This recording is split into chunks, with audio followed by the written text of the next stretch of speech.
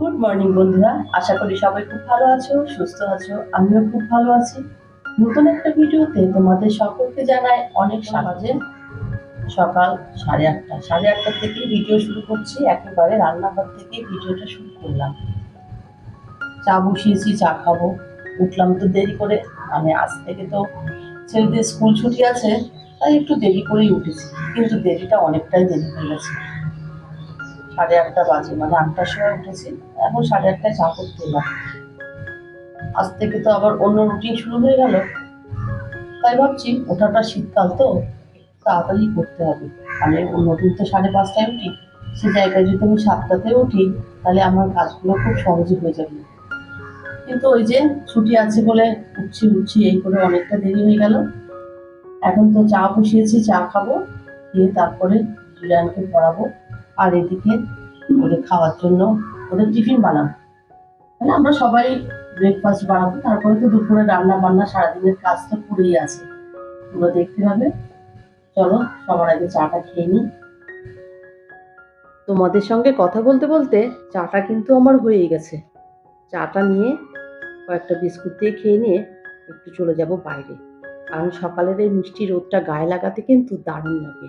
ওইদিকে তো ছেলেদের ঘুম থেকে তুলে দিয়েছি, ওরাও খাওয়া দাওয়া করে যে যার মতন পড়তে বসে গেছে। এবার আমি এই গাছগুলোতে একটু জল দেব। তার আগে দেখো এই ফুলটা ফুটে গেছে, তাই তোমাদের সকালবেলা ফুলের শুভেচ্ছাও জানিয়ে দিলাম। গাছগুলোতে জল দেব, আর অনেক কড়ি এসেছে। ফুল ফুটলে আস্তে আস্তে তোমাদের সব কিছু দেখাবো। আর যখন ফুলটা ফুটে সারা গাছটা ভর্তি হয়ে যাবে, দেখতে কত সুন্দর লাগবে। ঘরে যত কাজ ছিল সবগুলোই বাইরে নিয়ে চলে এসেছি, কারণ এখন শীতকাল না, শীতকালে সকালে রোদটা গাছে লাগালে বেশ ভালোই লাগে। আর এইদিকে দেখো, এটা মনে হয় কালঞ্চ ফুল বলে।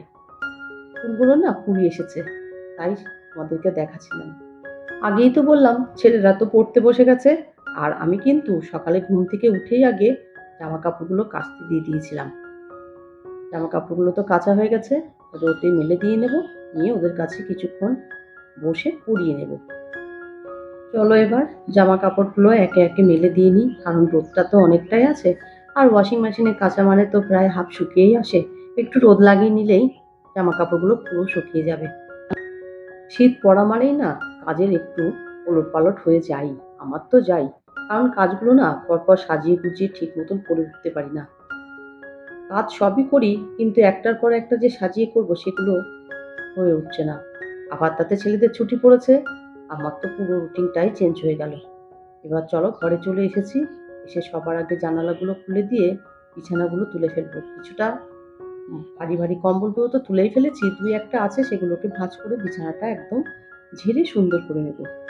আর দেখবে শীতকালে ঘরের বিছানা যদি পরিষ্কার হয়ে যায়, বিছানা যদি উঠে যায়, মনে হবে ঘরের অর্ধেক কাজ কিন্তু একদম কমপ্লিট হয়ে গেল। আর শীতকাল মানেই বুঝতে পারছো কত রকম কম্বল, কত কি লাগে। এইসব গোছাতে গোছাতে মনে হয় শীত কবে চলে যাবে। কিন্তু এই শীত যাওয়া মানে সেই গরমের কষ্ট, তখন ভাবতে তো আরো খারাপ লাগে যে এই শীত ভালোই আছে, এরপরে তো আবার সেই কষ্ট গরম। যাই হোক, বিছানাগুলো তো ঝাড়ঝুট দিয়ে নিলাম, এবার ঘরটাও ঝাড় দিয়ে নেব, তারপরে মুছে নেব। ওইদিকে তো রান্নাও পড়ে আছে, তারপরে ছেলেদের টিফিন তৈরি করতে হবে। কি করব না করব সবই তো তোমাদের সঙ্গে শেয়ার করব। আর আজকাল এত ভিডিও করছি, নিত্য নতুনভাবে তোমাদেরকে সবকিছু তুলে ধরছি, কিন্তু দিন দিন তো ভিউজ কমেই যাচ্ছে, মানে তোমরা দেখতেও ভুলে যাচ্ছ। আর আমার প্রতি ভালোবাসাও হয়তো তোমাদের অনেকটাই কমে যাচ্ছে, তাই হয়তো আমার ভিডিওগুলো তোমাদের সামনে এসেও হয়তো তোমরা দেখতে পাচ্ছ না। যাই হোক, সেটা তোমাদের নিজস্ব ব্যক্তিগত ব্যাপার। আমি তো ভিডিও করে যাচ্ছি, তোমাদের সামনে একটা একটা ভিডিও প্রেজেন্টও করছি। তোমরা যদি মনে করো আমার পাশে থাকতে পারবে, অবশ্যই পাশে থেকো, আমি তো তোমাদের সঙ্গে আছি। আর যে সকল পুরনো বন্ধুরা আমার সঙ্গে আছো, তাদের সকলকে জানাই অনেক ভালোবাসা, অনেক ধন্যবাদ। ছেলেরা তো এখানে পড়তে বসে গেছে, এদিকে বিছানাটাও আমার তোলা হয়ে গেছে। এবার ওদের পাশে বসে কিছুক্ষণ পড়িয়ে নিয়ে তারপর চলে যাব একদম ব্রেকফাস্ট বানাতে। আজকে ব্রেকফাস্টে কি করব সেটাই তোমাদেরকে চলো দেখাই।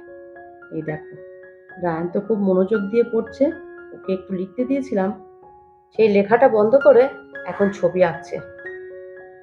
তাই আমিও এই সুযোগে ভাবলাম ওদের জন্য একটু টিফিন বানিয়ে দিই। মানে আজকে ওরা ম্যাগি খাবে, তাই ওদের জন্য একটু ম্যাগি বানিয়ে দিলাম। ওরা খেয়ে নিয়ে ওদের মতন আবার পড়াশোনা করবে। আর আমি তো এদিকে রান্না বান্নার জোগাড় করব। কি কি রান্না করব সেগুলো তো তোমাদের সঙ্গে শেয়ার করব। তার আগে চলো ওদেরকে খেতে দিয়ে নিই। আর বাড়িতে আজকে জানো তো আবারও অনেক সবজি। ওই যে বলেছিলাম না, গ্রামে থাকলে অনেক সুযোগ সুবিধা পাওয়া যায়। এই দেখো, বাঁধাকপি আছে, পেঁয়াজ কলি আছে, আর এই যে ফ্রেশ ধনেপাতা, প্রচুর ধনেপাতা। দেখতে পাচ্ছ? এগুলোকে ফ্রিজে তুলতে হবে, ভালো করে রাখতে হবে। এবার চলো রান্না বান্না শুরু করে দিই। আজকে ডিম আলুর ঝোল করব। এখন কেমন রুটিনটা চেঞ্জ হয়ে গেছে সেটাই তোমাদের সঙ্গে শেয়ার করি। আগে যখন ছেলেদের স্কুল ছিল তখন সকালে টিফিন করে দিতাম, ওরা নিয়ে বেরিয়ে যেত, ওদেরকে রেডি করে দিতাম, ওরা স্কুলে চলে যেত। তারপর আমি আমার মতন করে সমস্ত সংসারের কাজ একা হাতেই গুছিয়ে ফেলতাম। কিন্তু এখন সম্পূর্ণ আলাদা হয়ে গেছে। এখন সকালবেলা ঘুম থেকে তো একটু দেরি করেই উঠছি, আর তার সঙ্গে ওদের একটা পড়ানোর ঝামেলা থাকে। কারণ ঝামেলা ঠিক নয়, মানে এটার জন্য একটা নির্দিষ্ট টাইম আমাকে বের করতেই হয়, যে সকালে ছুটি আছে মানে সকাল সন্ধ্যা তো পড়তেই হবে। সকালবেলা নির্দিষ্ট টাইম ধরে একটা পড়াবো, তার মাঝখানে উঠে হয়তো ওদের জন্য টিফিন বানাবো, তারপরে তো রান্না বান্না আছে।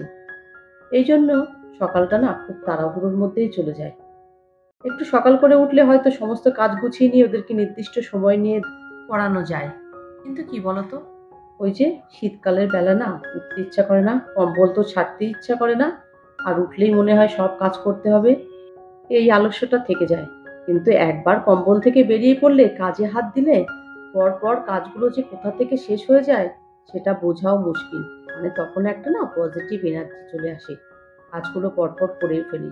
তোমাদের সঙ্গে কথা বলতে বলতে ডিম আলু রান্না হয়ে গেছে, পালং শাক ভাজা হয়ে গেছে, আর দেখতে পেলে ডাল করেছি, আর তার সঙ্গে করেছিলাম পেঁয়াজ কলি আলু ভাজা। আর এইদিকে দেখো, কালকে যেহেতু 25শে ডিসেম্বর, তাই রায়ান আজকে ক্রিসমাস ট্রি বানাতে বসে গেছে। ও এখানে সুন্দর করে সাজগোজ করাচ্ছে, সান্টা দাদুকেও বসিয়ে দিয়েছে। ওনার জন্মদিন তো কালকে পালন করতে হবে। দেখা যাক কালকের দিনটা কিভাবে সেলিব্রেট করা যায়। হ্যাঁ, ক্রিসমাস ট্রিটা কিন্তু ও একা সাজাতে পারেনি, কারণ ওর দাদার হেল্পও ওর প্রয়োজন হয়েছে। ক্রিসমাস ট্রিটা কেমন সাজানো